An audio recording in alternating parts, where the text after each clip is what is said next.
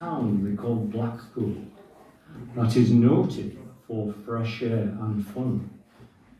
And Mr. and Mrs. Ramsbottom went there, wi' Albert, their son. He were a grand little lad, wi' young Albert, all dressed in his best quite a swell, wi' a stick, wi' an horse's head handle, the finest that Woolworths could sell.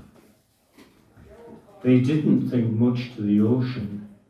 The waves were all fiddling and small.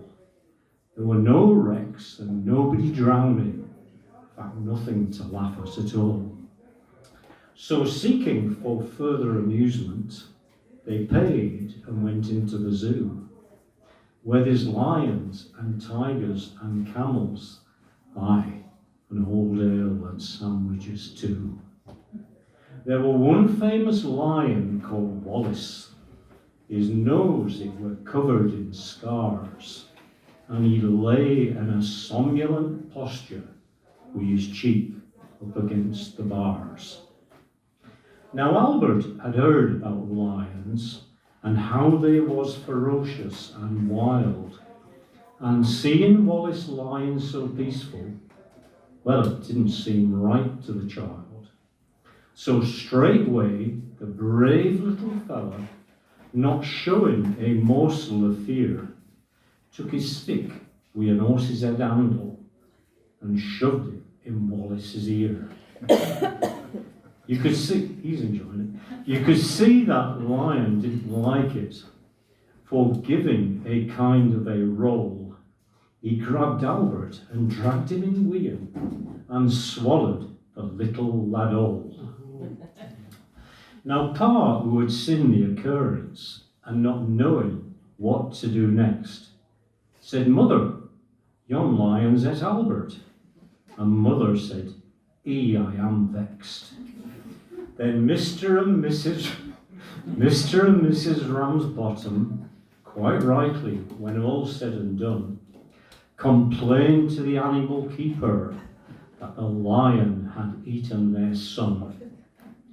The keeper was quite nice about it and said 'twas a tragic mishap. "Are you sure it's your son that he's eaten?" "I," said Pa, "there's his school cap." The manager had to be sent for. He came and he said, "What's to do?" "Ma," said young lions, "it's Albert, and him in his Sunday best too." The manager wanted no trouble and fetched out his purse right away, saying how much to settle the matter. And Pa said, "What do you usually pay?"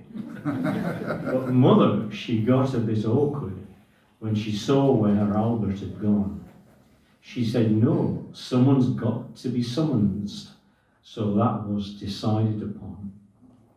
They all went down to the police station, and in front of the magistrate chap, they told him what had happened to Albert and proved it by showing his cap. The magistrate gave his opinion that no one was really to blame, and he hoped that Mr. and Mrs. Ramsbottom would have further sons to their name. At this Mother turned flaming. "No, thank you, sir," kindly said she. "To spend all our lives raising children, to feed ruddy lions, not me."